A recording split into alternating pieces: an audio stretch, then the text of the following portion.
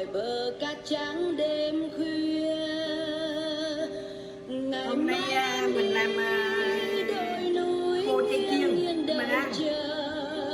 Có thể chiên để sẽ làm những cái gì. Nghe buồn nhịp chân bơ vơ. Và dùng vật liệu có một gói tàu hũ ki. Tàu hũ ki là một gói này khoảng 227 gram. Cái này của cái hãng của Nhật mà nó sản xuất bằng Trung Quốc. Thì cái này tháo ra thì nó coi như một đó, từ miếng dễ ra từ miếng là từ thì để làm cái số lượng 220 mấy gram tàu hũ ki đó thì mình cần có một muỗng cà phê muối nè, 1/3 muỗng cà phê đường. Hai thứ này trộn chung đã trộn chung sẵn ra rồi, và một muỗng bột nêm chay, một muỗng bột tỏi. Đó, bột tỏi này người ta làm tỏi, người ta làm khô thành bột rồi. Và một ít dầu để mà chút nữa chiên. Thì giờ giai đoạn đầu thì bà Sáu bắt đầu làm đi. Mình bắt đầu Mình trộn tất cả gia vị lại với nhau vào, rồi pha nước vô. Pha nước cỡ mấy muỗng, pha ít nước để cho nó sát cho thôi, cái gì không lẫn quá, không mệt quá.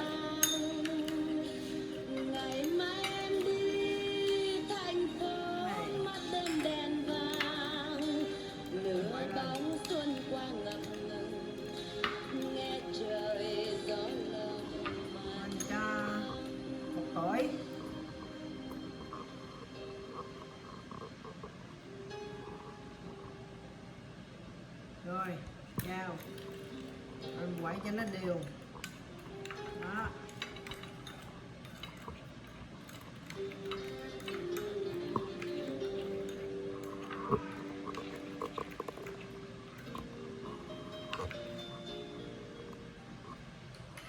Mình thấy nó tan tiêu rồi. Bây giờ mình lấy tủ ki để đây. Nó từ miếng bột chảy ra. Mình lấy cái đó hết. Ngày mai em đi biển nhớ em quay về nguồn gọi chúng Rồi gió. bây giờ mình xếp lại. Bàn tay trắng gió mưa sang. Bây giờ mình cho một lớp khác lên.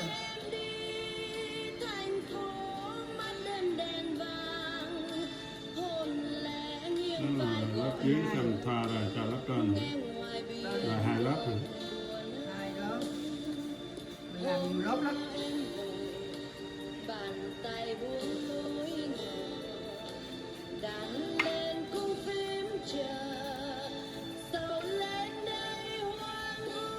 Rồi mình cho khác lên. Ngày mai em đi. Rồi là pha làm hết một cặp đó, một lon luôn đó hả?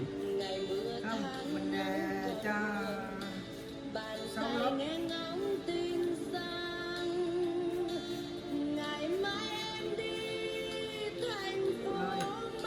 mình xếp lại như thế này. Ba miếng gặp đôi lại tức là 6 lớp này. 6 lớp. Đó. Rồi mình để qua đây.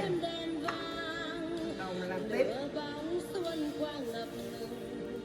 Nghe trời gió lòng mà thương. Ngày mai em đi thành phố mắt đêm đèn vàng, nửa bóng xuân qua ngập ngừng. Nghe trời gió lòng.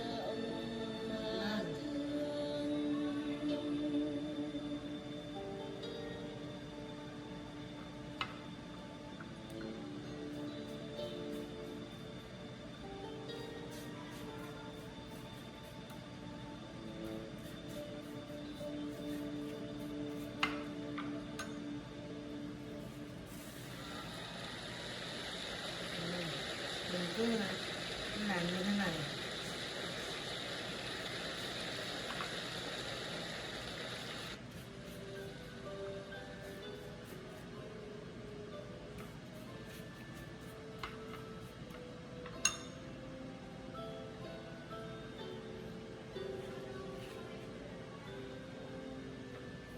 Rồi.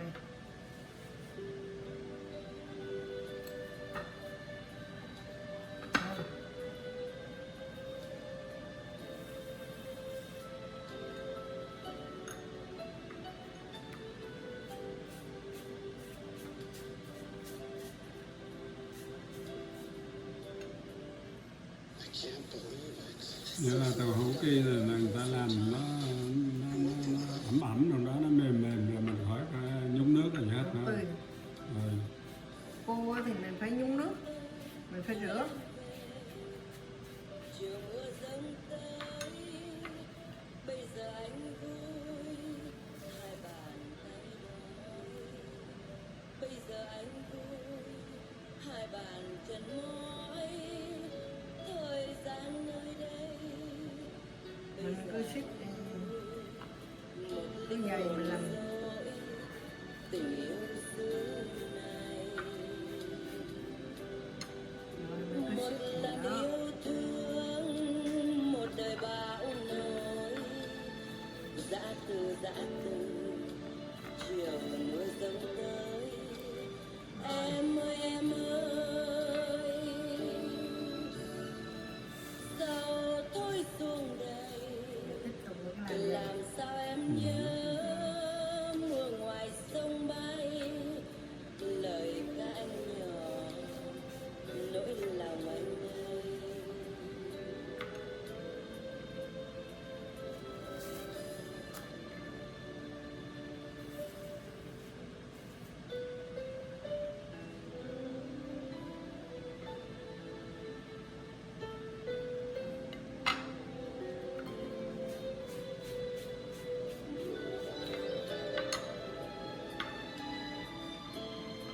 Nghĩa là mình làm hết cái này rồi chứ tới giai đoạn bỏ qua chiên thôi, đâu làm gì hết. rồi, nó giai đoạn bả là chiên. Làm hết cái đó. dã từ chiều mưa dâng tới em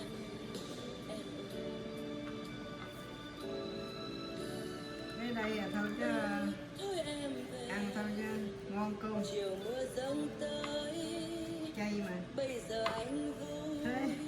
hai bàn tay đói bây giờ anh vui hai bàn chân mỏi thời gian nơi đây bây giờ anh vui một linh hồn dối tình yêu xưa này một lần yêu thương Rồi, một mình đời chứ. bão nổi Bây giờ tới giai đoạn chiên. Cho miếng dầu. Đây là chút xíu dầu thôi chứ không phải chiên ngập mà dầu nữa. Chỉ có chút dầu thôi. Rồi. trong cơn mê này hỏi mùa thu tới tôi đưa em về chân em bước nhẹ trời buồn gió Cái mặn là khô mặn cay đây. đời xin khó nhau dài cho mãi sau nàng Ra nó ngon lành nè, ngon lắm. Món đây là mãi tên nhau gọi nắng cho tóc em dài loài hoa nắng rơi nắng đưa em về miền cao gió bay áo em bây giờ xa em mây gọi tên em mãi người chiên. suốt cơn mê này.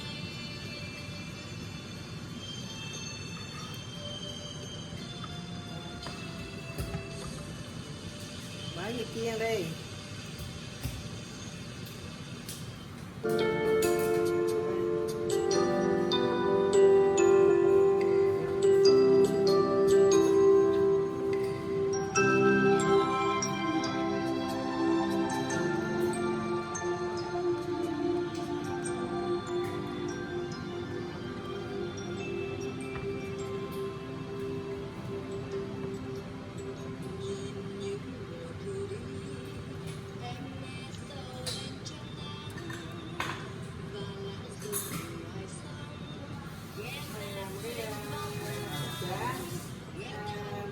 Các cô chiên chay này nó cũng dễ, cũng đơn giản thôi. Ốc cá củ kỳ với muối với 1/3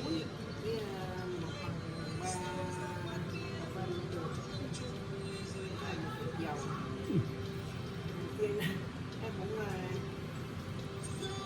dễ thôi. Chiên nước giòn ngon.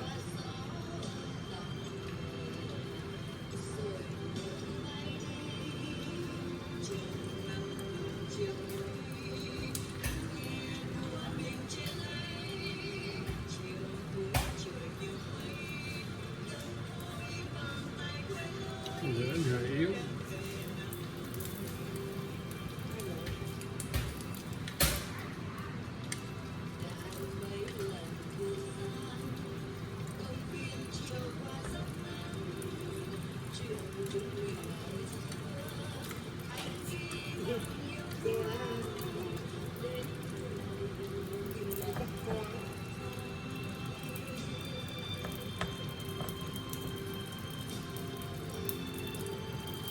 Ăn lửa làm chút lửa yếu. Đến Rồi tới đấy. từ hành nữa thôi.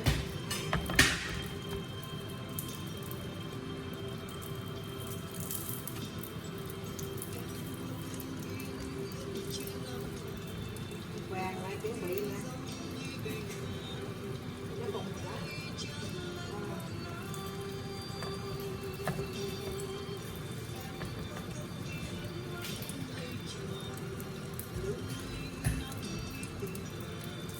Uống này chắc là ăn bị tôm lắm rồi.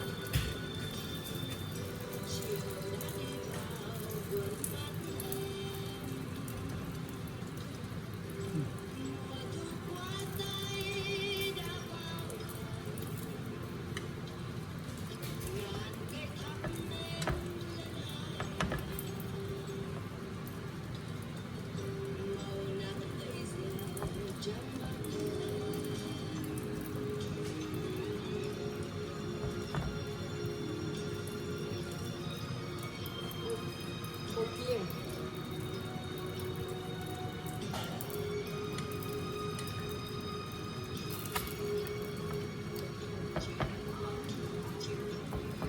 Là chiên xong mà nó ăn nó mềm hay nó giòn hay Giòn.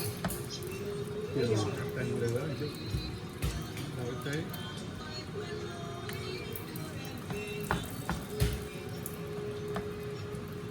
Đây nước vàng nó ngon lắm.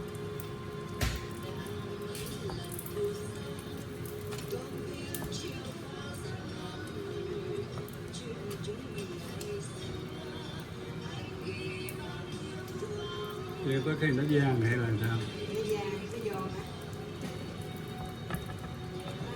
Làm cái gì nữa?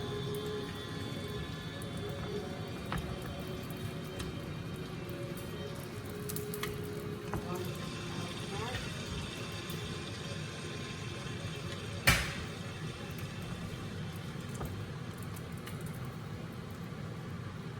Rồi, một cái đó. Giờ bỏ vô. Này.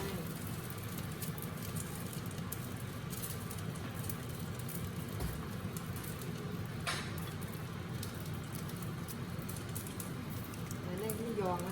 Ha, nó giòn rồi. Từ nó lúc nó lấy nó.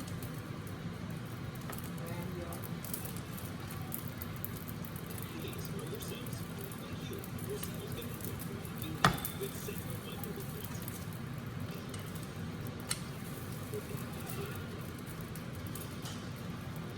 Vũ này bữa nay chắc ăn cung với khô chay, Hạnh ăn cung khô chay chắc ngon lắm nè.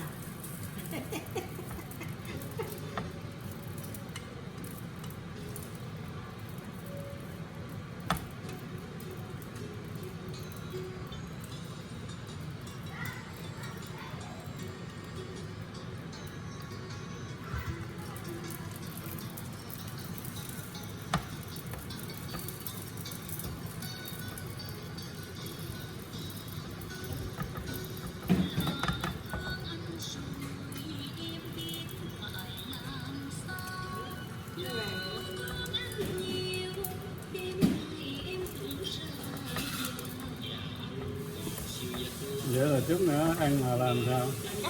Cái miếng này Cắt đó. miếng này.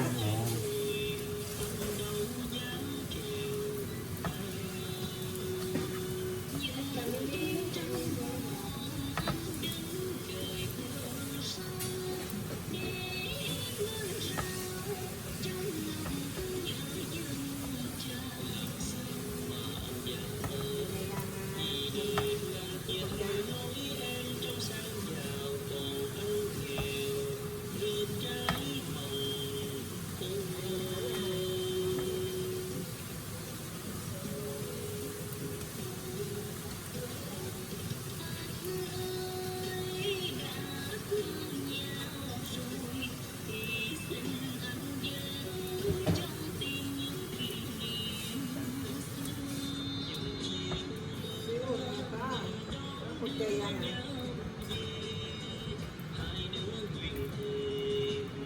Vậy chứ mấy chỗ nó bán mắc lắm. Cục chì hả? Nghĩ cũng hay á. Cục chì làm đủ cái món á. Được á. Làm chả lụa, làm cá mặn, làm khô mặn, làm đủ kiểu á.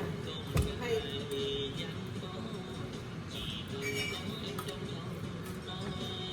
Giờ ở đâu đi khác gì nữa.